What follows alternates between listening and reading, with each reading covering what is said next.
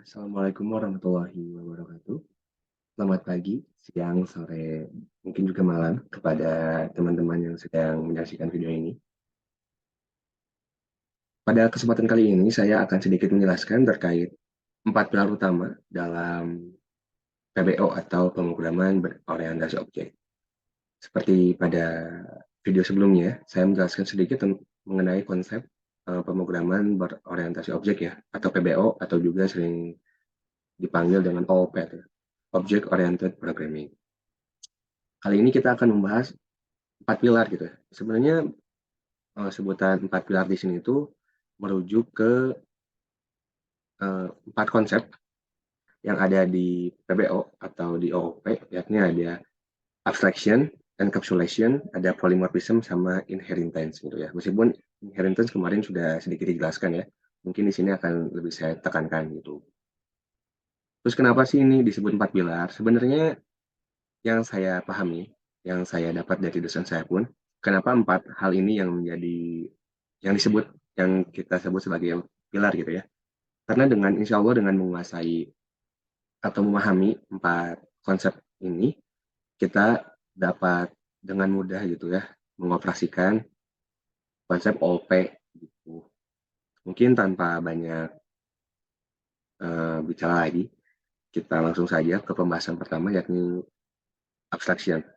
Oh, by the way di sini uh, sebenarnya nggak urutan angka di sini tuh tidak mengatur silsilah mereka gitu ya. Ini mah cuman saya pengen abstraksi yang pertama aja gitu. Pertama abstraction, kedua encapsulation, yang ketiga polymorphism, dan yang keempat ada inheritance. Yang pertama ada abstraction atau abstracts ya.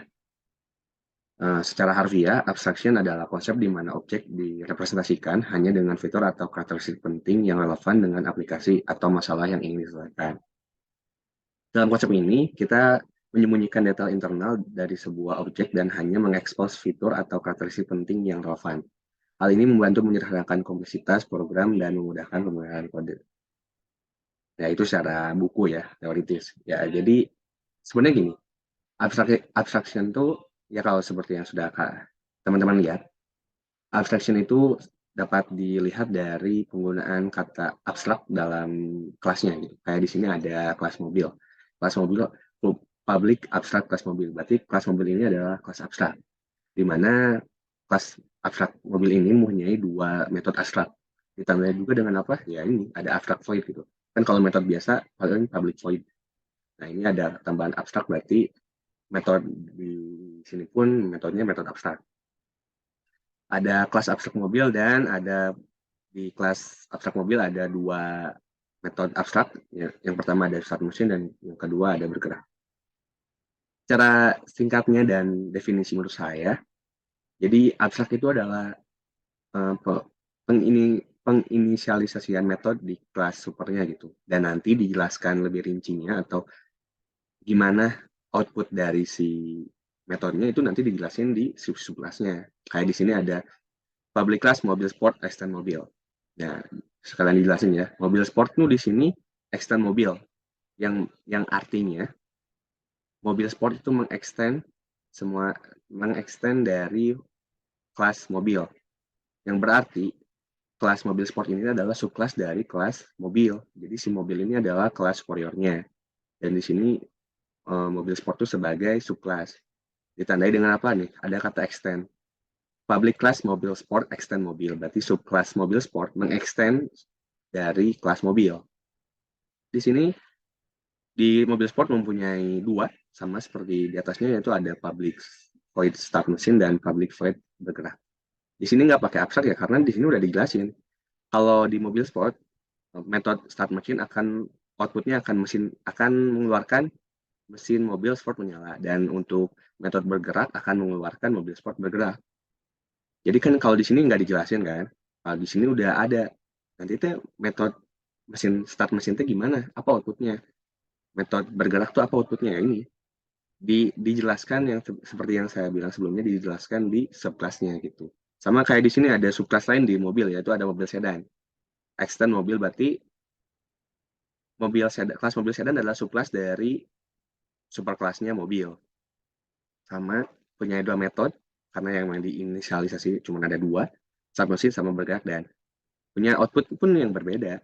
Ya gimana, ya nanti segimana kelasnya yang akan memberikan metode isian dari metode tersebut gitu. Start mesin tuh isinya ada mesin mobil sedan menyala. Jadi kalau misalnya yang dipanggil objeknya adalah dari kelas mobil sport, ya kalau start mesin ya yang akan di output adalah mesin mobil sport menyala gitu. Kalau misalnya yang bikin objek baru dan ambil dari kelas mobil sedan, ya yang pada saat kalian mengeluarkan perintah untuk mengeluarkan metode start mesin, yang akan keluar adalah mesin mobil sedan yang menyala gitu, bukan mobil sport gitu.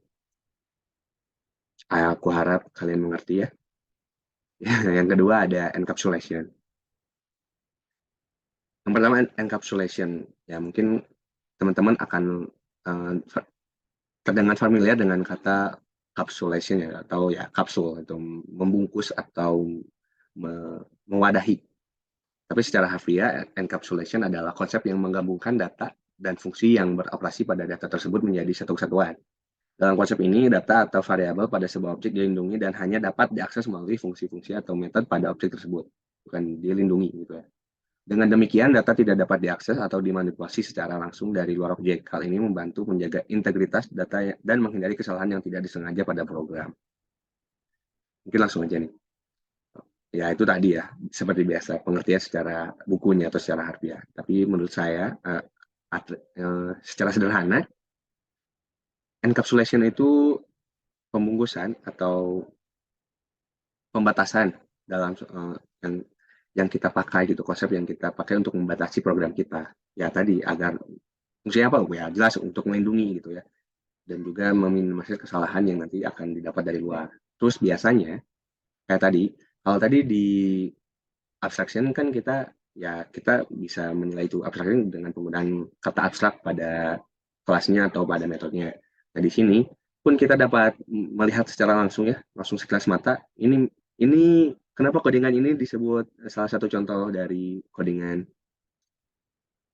encapsulation gitu ya? Ya karena tadi ini penggunaan access modifier. Kalau di video kemarin kita sudah membahas access modifier itu ada 3, ada private, public, sama protected. Nah, kalau apa, konsep encapsulation sudah pasti ditandai dengan penggunaan access modifier yang menggunakan private gitu ya. Ya seperti namanya private ya, terbatas gitu ya. Penggunaan access modifier terhadap inisialisasi atribut yang digunakan dalam si kelasnya gitu. Kayak di sini ada atribut kecepatan sama atribut bahan bakar. Tipe datanya yang digunakan kebetulan sama-sama integer dan ya harus menggunakan access modifier private. Terus gimana cara mengaksesnya? Cara kita mengambil nilai, mengambil value terhadap si ini ya, inisialisasi atributnya. Gimana kita mau ngambil atau mau masukin nilai buat kecepatan sama bahan bakar. Nah, ini fungsinya ada get sama set, atau getter dan setter. Di mana setter itu tuh kita gunakan untuk memasukkan nilai atau memberikan value terhadap apa, terhadap si atributnya, dan get atau getter untuk mengambil nilai tersebut. Kayak contohnya di sini ada set kecepatan. Berarti public void set kecepatan ini tuh metode yang digunakan untuk kita memberikan nilai atau memasukkan value terhadap atribut si kecepatan. Dan di sini ada public in getter kecepatan atau get kecepatan. Nah, di sini tuh metode buat ngambil nilai si atau value si kecepatan. Makanya di sini juga datangnya return kecepatan gitu. Misalnya kita di sini kecepatannya sama dengan 10 dan ya kita memasukkan set kecepatan 10 dan get kecepatannya kita akan dapatnya 10. Selanjutnya ada polymorphism. Bentar ya. Polymorphism secara harfiah adalah konsep di mana suatu objek dapat memiliki banyak bentuk serta tampilan yang berbeda. Dalam konsep ini, suatu objek dapat berlaku dan diakses secara berbeda tergantung pada konteks atau situasi yang berbeda. Hal ini dapat dicapai melalui penggunaan inheritance atau abstraction. Bukan seperti yang saya sudah bilang bahwa ya keempat hal ini sebenarnya saling berhubungan gitu. Nah, mungkin langsung aja kayak tadi contoh kasus codingnya. Misalnya di sini ada kelas kendaraan, di mana kelas kendaraan memiliki metode yaitu nyalakan mesin. Outputnya apa? Mesin sedang dinyalakan. Nah, ini outputnya ya.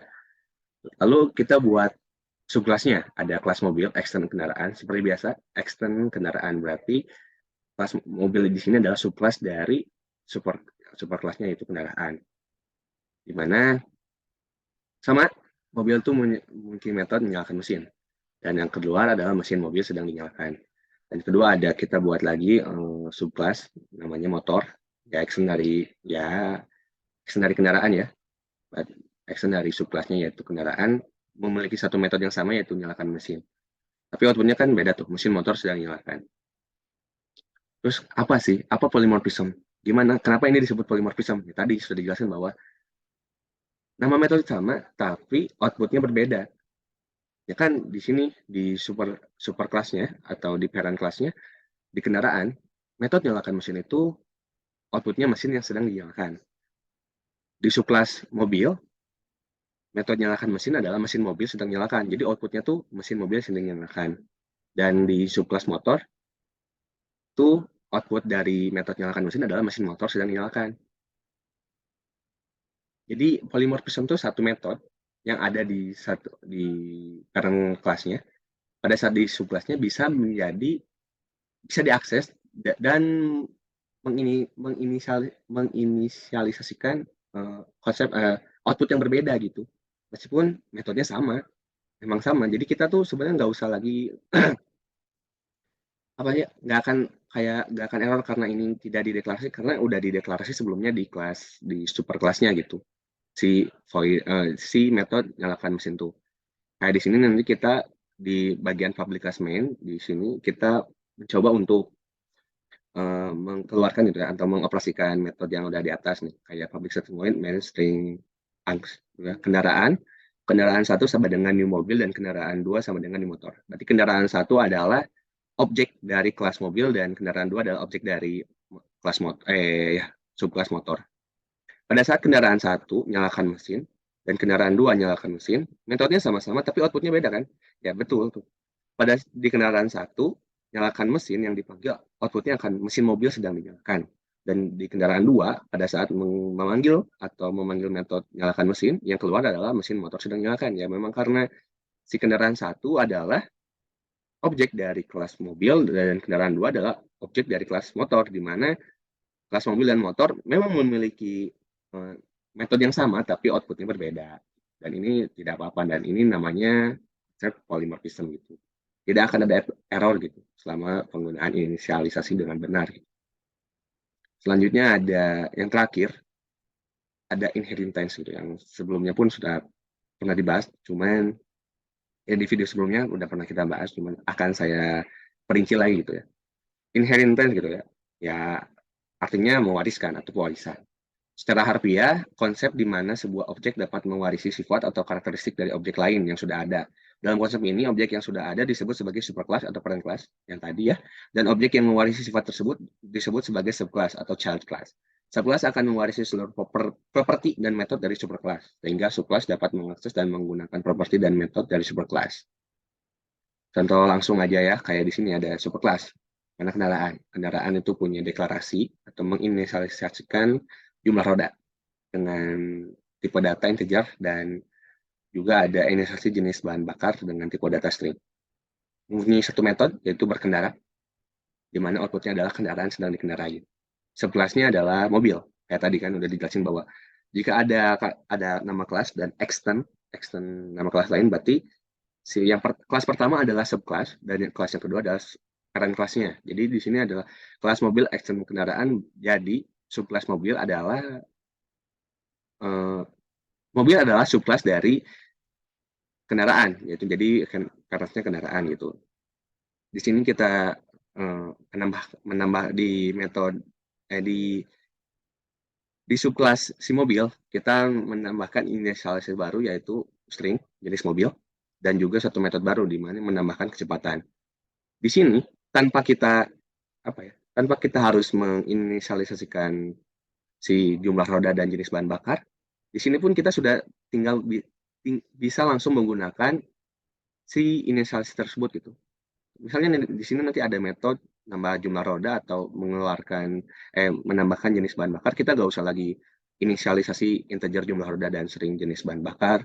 karena si mobil adalah subclass dari si kendaraan, kita bisa langsung pakai gitu, bisa langsung pakai inisialisasi tersebut. Dan juga di sini kan ada metode ya, menambahkan kecepatan. Meskipun nanti kita buat kayak tadi, misalnya kendaraan sama dengan kendaraan satu sama dengan mobil, yang new mobil, itu tuh kita bisa langsung pakai, kita bisa bisa menggunakan jadi kendaraan satu titik berkendara gitu ya.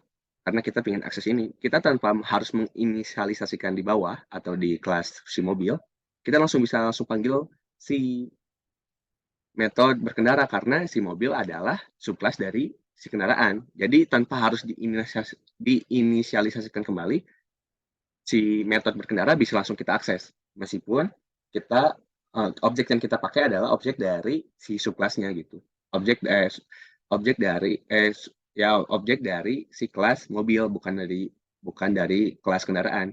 Meskipun seperti itu, kita bisa menggunakan metode yang ada di kelas kendaraan karena si mobil adalah subclass dari kendaraan. Kecuali kita misalnya kita pakainya objek yang kita gunakan atau kendaraan 2, kita sebut aja kendaraan 2, kita itu sama dengan new kendaraan. Karena new kendaraan belum mempunyai metode menambah kecepatan atau metode yang lain selain berkendara, ya kita nggak bisa panggil. Dalam kasus ini kan ada menambahkan kecepatan, adalah metode yang dimiliki sama kelas mobil ya. Kita nggak bisa pakai itu di objek kelas kendaraan karena ya tadi itu hanya ada di subkelasnya, nggak ada di kelas utamanya atau di parent kelasnya. Di parent kelas hanya ada hanya ada metode berkendara. Jadi misalnya kalau kalian bikin objek di kelas kendaraan, ya kalian hanya bisa mengakses satu metode yaitu berkendara doang. Tapi kalau misalnya ya kalian inisialisasikan objeknya di kelas kedua atau subkelas dari kendaraan ya dalam kasus ini adalah mobil, kalian jadi punya dua metode. Meskipun yang ditulis atau kita deklarasiin hanya satu, yaitu menambahkan kecepatan, tapi secara tidak langsung kalian pun punya dua, yaitu satu lagi metode dari si parent kelasnya yaitu berkendara. Kayak gitu. Mungkin cukup sekian dari saya mengenai penjelasan mengenai 4 pilar konsep di PBO atau pemrograman berorientasi objek. Semoga penjelasan dari saya dapat membantu teman-teman dalam memahami lebih lanjut mengenai konsep ya PBO ini gitu. Dan bagi teman-teman yang ingin mengoreksi atau menambahkan sesuatu, jangan sungkan untuk menuliskan semuanya di kolom komentar. Sekian dari saya Abdul pamit. Wassalamualaikum warahmatullahi wabarakatuh.